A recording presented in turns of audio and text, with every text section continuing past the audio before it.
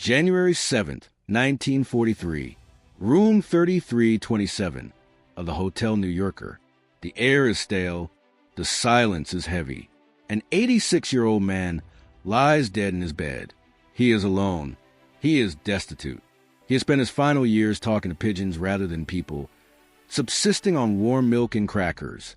If you were to walk into that room, you would see a frail, broken man who died with nothing, barely a ghost in a city that never sleeps. But look out the window. Look at the skyline of Manhattan. Look at the streetlights piercing the darkness, the neon signs buzzing with energy, the hum of the subway grid beneath the pavement. Every single light, every spark of electricity, every machine turning in the distance exists because of the man lying dead in that bed. This is the paradox of Nikola Tesla, the man who invented the 20th century and was crushed by it. To understand how a man can give the world everything and receive nothing in return, we have to go back to a time when the night was truly dark, and electricity was a dangerous, untamed beast. When Tesla arrived in New York in 1884, he had 4 cents in his pocket and a letter of recommendation addressed to Thomas Edison. It read, "I know 2 great men, and you are one of them. The other is this young man." But greatness recognizes greatness only until it becomes a threat. Tesla wasn't a businessman. He was a visionary. He saw electricity not as a product to be metered, but as a fluid, a natural force that could liberate humanity. Edison saw a dollar sign. Tesla saw a revolution. This fundamental difference sparked a war of currents. Imagine the pressure. On one side, the most powerful industrialist in America, Thomas Edison. Using a smear campaign to terrify the public, he electrocuted animals in the street just to prove that Tesla's alternating current was dangerous. On the other side, Tesla, a man who subjected his own body to hundreds of thousands of volts on stage, glowing like a human lamp, just to prove his current was safe. And he won. He powered the Chicago World's Fair. He harnessed the mighty Niagara Falls. He literally wired the world. By all rights, Nikola Tesla should have been the world's first billionaire. So why did he die poor? There is a moment in history that defines a man's soul.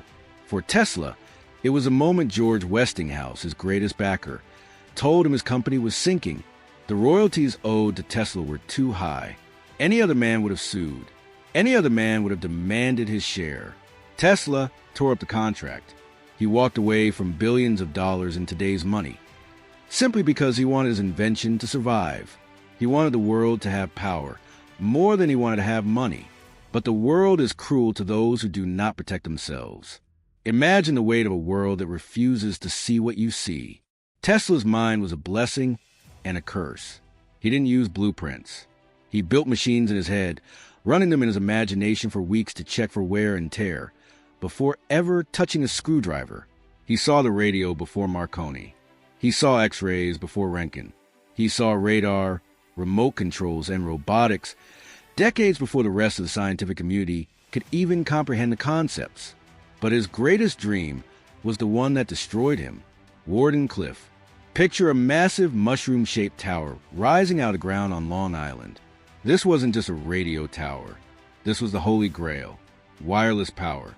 Tesla believed he could use the Earth itself as a conductor, sending electricity through the ground to be picked up by antennas anywhere in the world. London, Paris, a remote village in Africa. Instant, unlimited energy. He pitched this to the most powerful financier in the world, J.P. Morgan.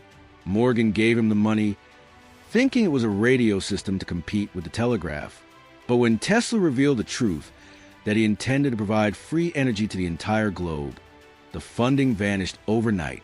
The legend says Morgan asked a simple question that haunts humanity to this day. If anyone can draw the power, where do I put the meter? If you cannot meter it, you cannot sell it. And if you cannot sell it in the eyes of Wall Street, it has no value. The Wardenclyffe Tower was scrapped. They sold it for junk metal to pay Tesla's debts. Imagine watching your life's greatest work, the key to a post-scarcity civilization, being torn down with sledgehammers and sold for scrap. Something in Tesla broke that day. He retreated into the shadows. The social isolation took over. The brilliant eccentricity that once charmed society turned into obsessive-compulsive disorder. He became obsessed with the number 3.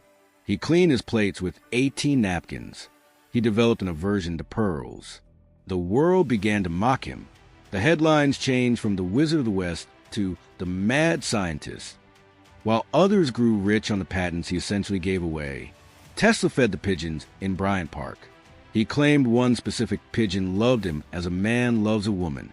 It is easy to look at his end and see tragedy. A lonely death in a hotel room. The do not disturb sign hanging on the door for 3 days before anyone checked on him. But listen closely. Do you hear the hum of your refrigerator? Do you see the glow of your screen? Do you use a wireless signal to connect to the world? That is not the work of a madman. That is the work of a God who walked among us. We live in the world Nikola Tesla dreamed of, even if he didn't live to see us enjoy it.